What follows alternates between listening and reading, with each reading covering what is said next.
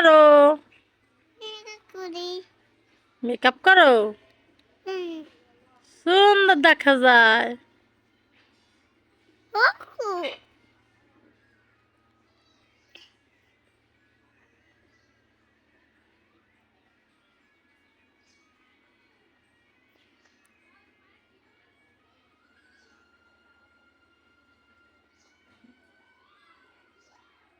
তোমার নাম কি?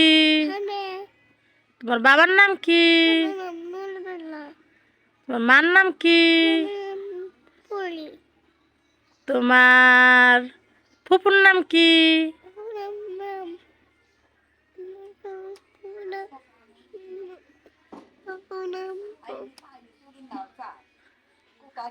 সোনিয়া। হ্যাঁ, তোমার আপুর নাম কি? আপুর নাম আপা? ভাইয়ের নাম কি? দাদুর নাম কি?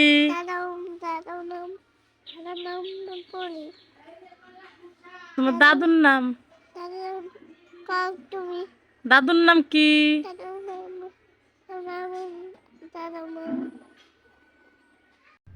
আসসালামু আলাইকুম। আপনারা সবাই কেমন আছেন? আলহামদুলিল্লাহ, আল্লাহর রহমতে আমরা ভালো আছি।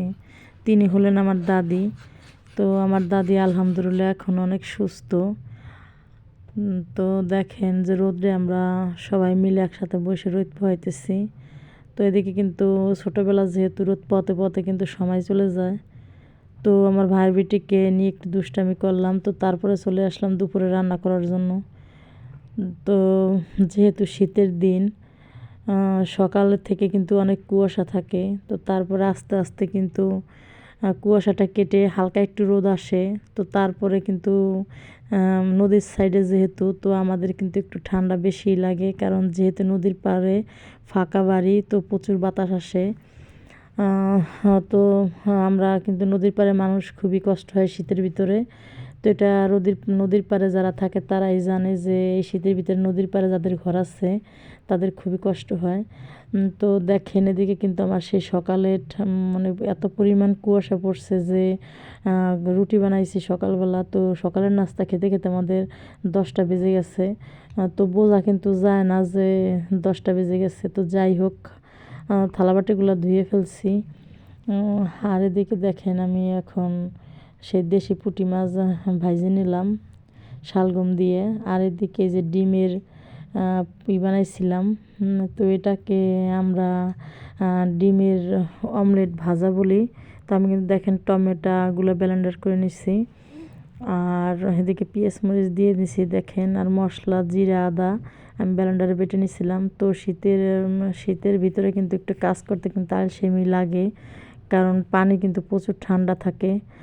তো এর জন্য কিন্তু শর্টকাটেই আমি শীতের ভিতরে সবসময় শর্টকাটে রান্না করার চেষ্টা করি। তো দেখেন যে আমি মশলাগুলো কষাই, এখন সেই ব্লেন্ডার করছিলাম সেই টমেটো দিয়ে দিলাম। তো এই রান্নাটা টমেটো দিলে কিন্তু অনেক স্বাদ আসে আর ভালো লাগে। তো আমার কারেন্টটা কিন্তু চলে গেছে। তো শীত হোক আর গরম হোক, কারেন্ট চলে যাবেই, এটা একটা সমস্যা। আর আমি কিন্তু সেই ডিমগুলো কিন্তু ভাপা দিচ্ছিলাম। এই যে এটা কিন্তু এই সবুজ কালার হয়েছে সজের পাতা দেওয়ার জন্য। আমি কিন্তু ডিমটা আর সজের পাতাগুলো কিন্তু ব্লেন্ডার করে নিছি, তারপরে আমি তেলে ভেজে নিছি। ওটা আমি দেখাইতে পারিনি এর জন্য যে কারেন্ট চলে গেছিলো। তো বারে বারে ঈদের লাইট ধরে তো সম্ভব না। তো আমার একটা টর্চ লাইট ছিল, সেটা দিয়ে আমি এখন দেখাইতেছি। তো ওটা আমি অফ ক্যামেরায় ডিমটা ভেজে নিচ্ছি। তো আমি কিন্তু খাওয়ার ভিডিওটা আজকে করব না, কারণ ছোটোবেলা। আর এদিকে রুষা কাহাবকে গোসল করায়নি এখনও। তো আপনারা সবাই ভালো থাকবেন, আমাদের জন্য দোয়া করবেন। আল্লাহ হাফেজ।